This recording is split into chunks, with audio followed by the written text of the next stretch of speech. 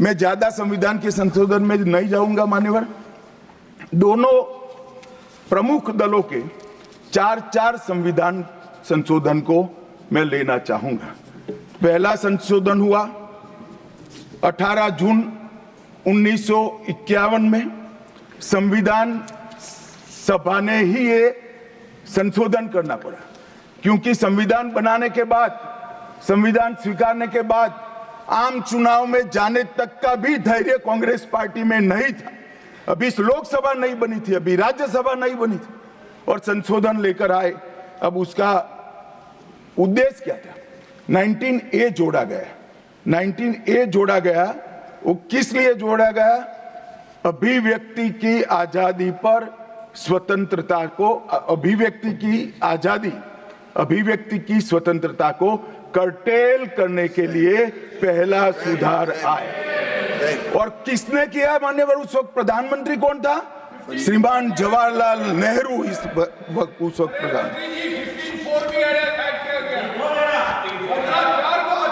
आप बता चुके। अब मान्यवर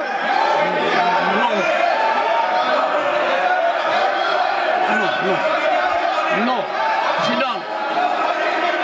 Jairam ji, he not yielding. He not yielding. We heard leader of the opposition. मान्यवर, Unless there is yielding, let us hear. मान्यवर, मेरा लंबा अनुभव है आजकल करते हुए। मुझे 30 साल हो गए विधानसभा और लोकसभा राज्यसभा में बैठे हुए। संसद में भाषण करने का मेरा अनुभव है मान्यवर। वो विरोध तभी कर सकते हैं जब मेरी बात सच न हो। अगर मेरी बात सच नहीं हो तो बताए वो संविधान संशोधन नंबर 1, अब सुनिए, संविधान संशोधन नंबर 1 वो अभिव्यक्ति की आजादी को कर्टेल करने के लिए ही लाया गया था, और जवाहरलाल नेहरू के लिए लाया गया। मान्यवर, 24वां संविधान संशोधन, 24वां संविधान संशोधन जवाहरलाल नेहरू जी की सुपुत्री इंदिरा जी उस वक्त प्रधानमंत्री थी। पार्टी तो वही सत्ता में थी, कांग्रेस पार्टी। 5 नवंबर 1971 को संविधान में संशोधन किया गया, 24वां संशोधन। और संविधान संशोधन के माध्यम से संसद को मौलिक अधिकार, नागरिकों के मौलिक अधिकार कम करने का अधिकार दे दिया। तो एक प्रधानमंत्री कांग्रेस पार्टी के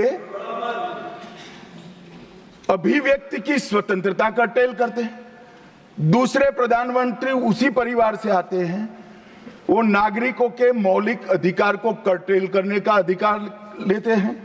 और 39वां संविधान संशोधन अब तो इंतहाई कर दी मान्यवर, सब सीमाओं को पार कर दिया। मान्यवर, आप तो अधिवक्ता रहे हैं।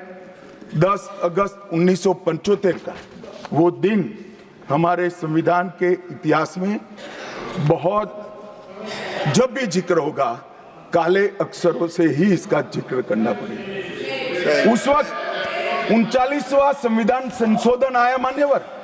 39वां संविधान संशोधन क्या था? इंदिरा गांधी जी के चुनाव को इलाहाबाद हाईकोर्ट ने अमान्य घोषित कर दिया। अभी कुछ नहीं है, ईवीएम ले लेकर घूमते हैं, हारते हैं और ईवीएम ले लेकर, ईवीएम ने हरा दिया, ईवीएम ने हरा दिया, ईवीएम ने हरा दिया। सुप्रीम कोर्ट ने 24 बार ईवीएम की अर्जी नकार दी। चुनाव आयोग ने 3 दिन ईवीएम 10 से 5 बजे तक रखा कि भाई कोई हैक कर बताए। कोई नहीं गया, सुप्रीम कोर्ट में कोई नहीं गया, और हारते हैं तो ईवीएम का दोष निकालते। मान्यवर, एक ही समय, एक ही दिन 2 परिणाम घोषित। एक महाराष्ट्र में सुपड़ा साफ हो गया, जो जनादेश के साथ द्रोह किया था, इसका दंड महाराष्ट्र की जनता ने दिया, और दूरबीन लेकर दिखाई नहीं पड़ते। और उसी दिन वो झारखंड में जीते। तो महाराष्ट्र में ईवीएम खराब है और झारखंड में टप से जाकर नए कपड़े पहनकर शपथ ले ली। अरे भाई, जरा तो शर्म करो, जनता देख रही है। एक जगह ईवीएम सही है, एक जगह ईवीएम खराब है। मान्यवर ऐसा कैसे हो सकता है? और मान्यवर यहां पर इलाहाबाद हाईकोर्ट ने इंदिरा गांधी जी के चुनाव को निरस्त कर दिया, अमान्य किया और उन्होंने संशोधन से प्रधानमंत्री पद की न्यायिक जांच पर भी प्रतिबंध लगा दिया। आपको जो करना है वो करो, कोई न्यायिक जांच नहीं है। ये अभी जो अधिकारों की गुहार लेकर घूमते हैं मेरे कम्युनिस्ट भाई, मैं उनको पूछना चाहता हूं, किसके साथ बैठे हो? किसके साथ बैठे हो? रात को अंधेरा कर कर अपनी आत्मा को टटोलना भैया, मालूम पड़ेगा। और ये संविधान संशोधन मान्यवर रिट्रोस्पेक्टिव इफेक्ट से किया गया कि पुराना भी मुकदमा है तो वो खारिज हो जाएगा। कभी ऐसा होता है? हमारे प्रधानमंत्री तो कहते हैं मैं प्रधानमंत्री नहीं हूं, प्रधान सेवक। और कोई कहता है कि मुझ पर मुकदमा नहीं हो सकता, मैं शासक हूं, शासक के खिलाफ उंगली नहीं उठाई जाती। भले संविधान ने अधिकार दिया, वो अधिकार हम समाप्त कर देते हैं। और मान्यवर ऐसे ऐसे सुधार किए हैं। मान्यवर उस वक्त भी श्रीमती इंदिरा गांधी थी और 42वां संविधान संशोधन आया। मान्यवर अभी अभी सुबह दूसरे सदन में वन नेशन वन इलेक्शन का बिल पेश हो रहा था। सारी कांग्रेस पार्टी और इनके साथी दल लोकसभा को, विधानसभा और लोकसभा का कार्यकाल बदलने का अधिकार नहीं। मैं सुन रहा था, है नहीं है तो जब बिल आएगा तब चर्चा करेंगे। परंतु भाई आपने क्या किया? 42वें संशोधन से 3 जनवरी को लोकसभा और राज्य की विधानसभाओं का सामान्य कार्यकाल 5 वर्ष से बढ़ाकर 6 साल कर दिया। क्यों किया? कि अभी चुनाव होगा तो हम हार जाएंगे, इसलिए लोकसभा को ही लंबा कर दो। इतनी निर्लज्जता के साथ विश्व में कोई संविधान संशोधन नहीं हुआ होगा। मान्यवर दूसरा, कुछ कानून पारित करने थे, सदस्य उस वक्त ज्यादा विरोध तो कर नहीं सकते थे, मगर विरोध करने का नया तरीका कुछ कांग्रेस में, जिसमें हिम्मत थोड़ी बची कुची थी, इन्होंने कहा एब्सेंट रहने लगे तो क्वारम नहीं होता था। तो फरवरी 1 को संविधान संशोधन किया कि संसद और राज्यसभा में क्वारम की आवश्यकता नहीं है। वाह, 5 लोग भी है तो चला लो भाई। इसके बाद राष्ट्रपति शासन की अवधि, खड़गे साहब किया है तो सुनना पड़ेगा, हिम्मत के साथ सुनना पड़ेगा। मान्यवर राष्ट्रपति शासन की अवधि, राष्ट्रपति शासन की अवधि 6 महीने तक बढ़ा दी। मान्यवर ये 4 संशोधन, मैं समझ रहा हूं क्यों गुस्सा आ रहा है, मैं समझ रहा हूं क्यों गुस्सा आ रहा है। मान्यवर sir, he is not yielding. Honorable Home Minister is not yielding. Are you yielding, sir? मान्यवर मैं आपको एड्रेस करूंगा।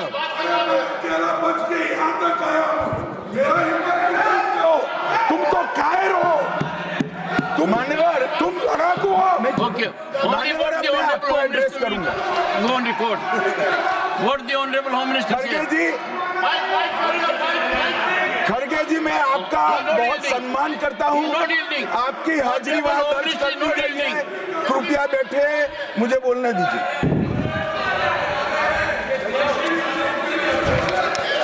मान्यवर ये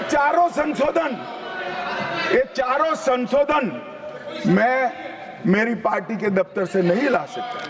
ये चारों संशोधन संविधान में हुए, किसी को अदालत ने निरस्त किया, किसी को जनता पार्टी की सरकार आई तब उसको निरस्त किया, कुछ लिंगरिंग टेस्ट में रह गए, पर ये चारों संशोधन वास्तविकता है।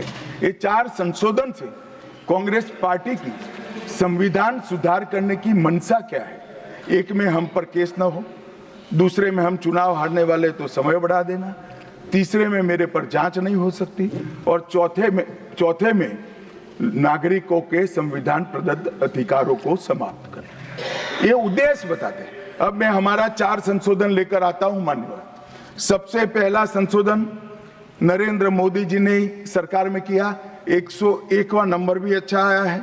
101वां संशोधन 1 जुलाई 17 को हम जीएसटी को लेकर आए मान्यवर, और इस देश के अर्थतंत्र को रिदम में लाने का।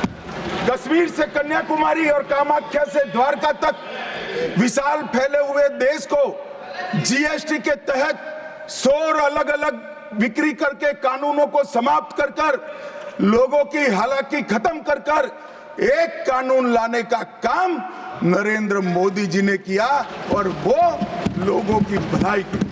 कल की डिबेट मैंने पढ़ी है, कोई सदस्य बोले कि नरेंद्र मोदी जी ने विरोध किया था। मैं रिकॉर्ड पर कहता हूं, हां नरेंद्र मोदी जी ने विरोध किया था। किस मुद्दे पर किया था? आप जीएसटी तो लाना चाहते थे, मगर राज्यों को कंपनसेशन की गारंटी देना नहीं चाहते थे। हम जीएसटी भी लाए और राज्य को विकास दर के हिसाब से कंपनसेशन की गारंटी भी दी। इतना ही नहीं, गारंटी का 10 साल तक पालन करने का काम भी भारतीय जनता पार्टी की नरेंद्र मोदी सरकार ने किया। हम संशोधन लाए देश के अर्थतंत्र को सुचारू बनाने के लिए। दूसरा संशोधन लाए, 102वां संशोधन, national commission of backward class को संवैधानिक दर्जा देने का काम। अब कुछ लोगों को पेट में दुख रहा है कि नरेंद्र मोदी जी ने ये क्यों किया। मैं साहब आगे बहुत सारी बातें बताऊंगा। नरेंद्र मोदी जी इसलिए कर पाए कि आपने नहीं किया था।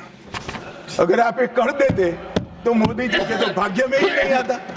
मगर साहब, पिछड़ी जातियों का कल्याण कभी भी कांग्रेस पार्टी का विश्वास नहीं रहा, मान्यता नहीं रही, नीति भी नहीं रही। भारतीय जनता पार्टी ने संविधान संशोधन पिछड़ी जातियों के कल्याण के लिए। तीसरा संशोधन क्या लाए? 130वां संशोधन 12 जनवरी 19, किसी भी जिनको आरक्षण का फायदा नहीं मिलता है, ऐसी जाति के गरीब से गरीब बच्चों को 10% आरक्षण देने का फैसला। गरीब कल्याण और गरीब हटाओ की बातों, गरीबी हटाओ की बातों सालों तक करी, सूद नहीं मिली, समय नहीं मिला, विचार नहीं आया। ये विचार नरेंद्र मोदी जी को आया और गरीबों को, बच्चों को 10% आरक्षण पूरे देश भर में मिला। मान्यवर 105वां संशोधन, ओबीसी की पहचान करने के लिए केंद्र के पास अधिकार थे। अब मैं बताना चाहता हूं, इतने बड़े विशाल देश में 140 करोड़ की जनसंख्या में पिछड़ी जातियों का पिछड़ापना क्या कोई एक केंद्र सरकार कर सकती है? फेडरल स्ट्रक्चर की बात करते हैं, मगर अब तक केंद्र सरकार के पास ही रहा था। नरेंद्र मोदी जी ने कहा इसके कारण पिछड़ा समाज को अन्याय होता है। आगे से ये संविधान संशोधन करने के बाद 10 अगस्त 2021 के बाद पिछड़ापन का निर्णय करने का अधिकार राज्य की सरकारों को देने का काम नरेंद्र मोदी। और मान्यवर, सबसे अंतिम संशोधन में पांचवा कहना चाहता हूं, 106वां संशोधन, और मैं तो क्रम में बोला हूं, एक भी काटा नहीं। 101, 102, 103, 104, 105, 106 सभी के सभी जन कल्याण के लिए। और छठा सम्मेलन संशोधन था 28 सितंबर 2023 को, मातृशक्ति को शक्ति प्रदान करने का, मातृशक्ति को 33% आरक्षण, नारी शक्ति वंदन अधिनियम। मान्यवर, मैं आज आपके माध्यम से पूरे सदन से और पूरे सदन के माध्यम से देश भर की 140 करोड़ की जनता को कहना चाहता हूं कि जब इस दोनों सदन में 33% नारी शक्ति बैठेगी, संविधान निर्माताओं की कल्पना पूरी हो जाएगी। मान्यवर, इनकी आत्मा को बहुत